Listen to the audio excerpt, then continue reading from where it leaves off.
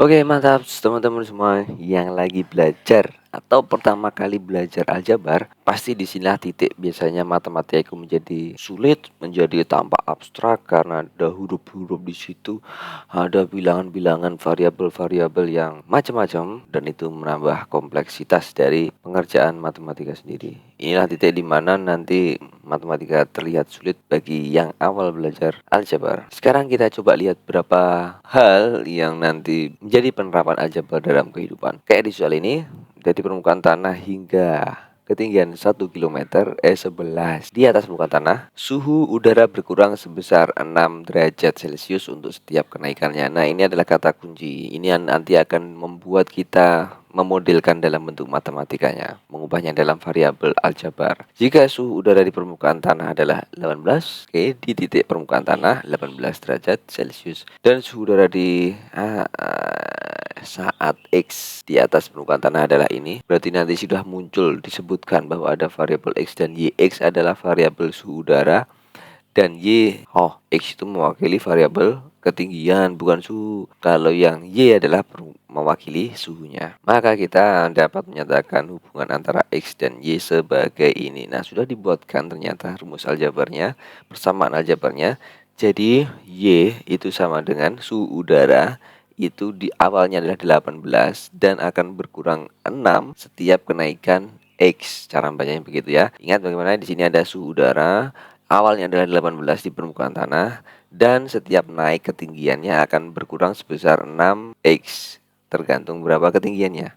Begitu. Nah, jadi bentuk aljabar ini sebenarnya adalah meringkas semua cerita yang panjang ini tadi. Oke, perintahnya apa ini sih? Oke, yuk kita lihat. Ubah bentuk aljabar ini menjadi bentuk aljabar yang dapat digunakan untuk mencari X. Nah, kesannya bentuk aljabar ini itu kan menghitung nilai Y yang sama dengan berapa, tinggal nanti kita memasukkan nilai X-nya berapa kan gitu ya. Jadi ini adalah persamaan aljabar untuk mencari suhu. Tapi bagaimana kalau persamaan aljabar ini bisa kita rubah untuk mencari nilai X atau ketinggiannya? Ya, metode yang bisa dipakai adalah kita pindah-pindah ruas saja. Biasanya begitu ya. Jadi ruas yang mau dihitung kan gitu ya, atau variabel yang mau dihitung biasanya ditaruh di ruas kiri. Kan gitu. Nah, berarti di sini yang mengandung X yang mau dihitung adalah minus 6x. Kita pindah ke ruas kiri. Cas. Kalau dipindah ruas kiri, ini sama dengan ya, tak sini. Di sini ada ruas kiri, sekarang diisi X. Berarti min 6x ini tadi akan berubah jadi positif 6x ini aja. Terus 18-nya dia tetap. Kemana sih Y-nya ini? Y-nya karena menjadi variabel yang tidak ditanyakan atau yang menjadi penentu, itu adalah pindah aja ke ruas kanan cap. Berarti Y-nya jadi negatif Y gini. Nah, inilah bentuk aljabar yang bisa digunakan untuk mencari nilai X. Kalau mau lebih detail lagi, bisa dengan X-nya ini mau ditinggal sendiri, berarti kedua ruas ini harus dibagi dengan 6. 6X-nya agar menjadi X aja. Sama dengan 18 yang dibagi 6 tinggal 3, minus Y-nya dibagi 6 jadi Y per 6. Nah, sudah selesai. Sekarang kita mulai menggunakan ini untuk menghitung di soal yang kedua.